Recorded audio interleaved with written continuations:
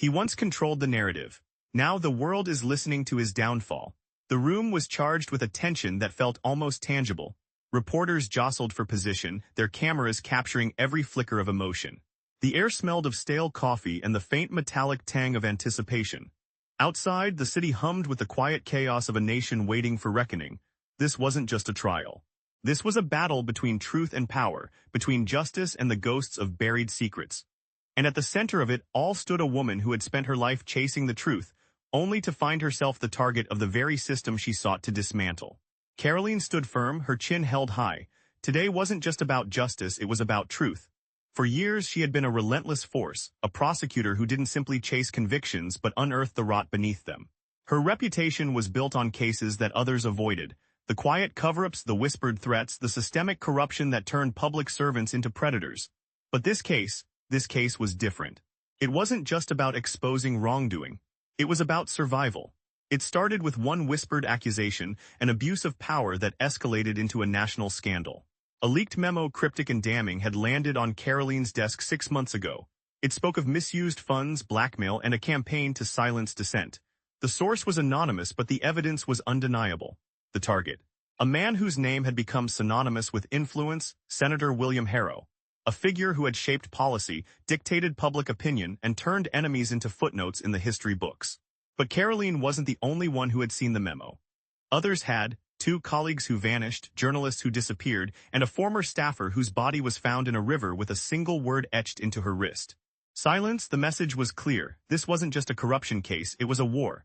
Across the aisle, Pam Bondi remained motionless, his cold gaze fixed forward. The district attorney's office had been his fortress for decades, a place where justice was doled out like currency. He had built his career on precedent, on the art of persuasion, on the quiet understanding that some truths were better left buried. But today the courtroom had become a battlefield and Karoline was the one holding the sword. The prosecution's case hinged on a single thread, a recording, a voice low and steady speaking in a private office.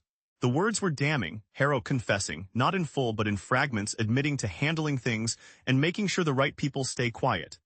The recording had been buried in a secure archive, hidden behind layers of bureaucracy and threats. It took months of legal maneuvering to unseal it, but Karoline had done it.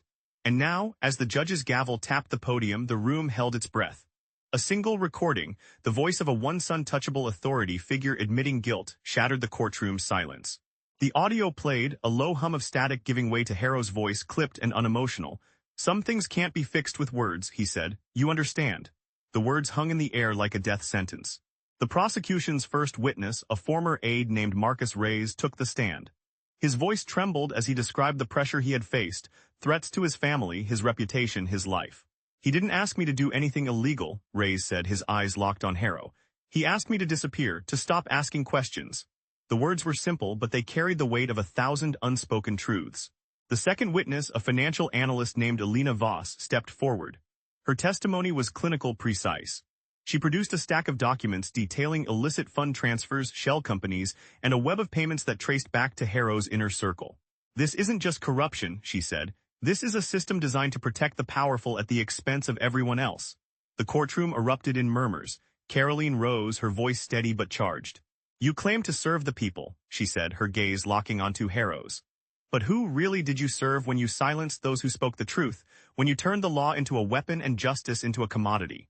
This trial isn't just about exposing a man, it's about holding a system accountable, about proving that no one is above the law, no one is immune to the consequences of their actions."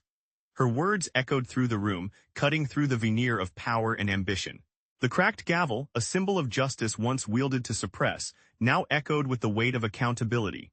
Harrow's defense attorneys had tried to dismiss the recording as a fabrication, but the evidence, along with the testimonies, had dismantled their arguments piece by piece. The courtroom was no longer a stage for political theater. It was a crucible, testing the limits of power and the strength of those who dared to challenge it. As the final witness took the stand, Karoline felt the weight of the moment settle in her chest. This wasn't just a trial, it was a reckoning. And for the first time in years, the scales of justice felt balanced, not because they had been forced into alignment, but because the truth had finally been allowed to speak.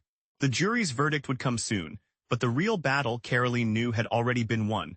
The story had been told, the silence had been broken, and the world would have to reckon with the consequences. The trial wasn't the end, it was only the beginning of a reckoning.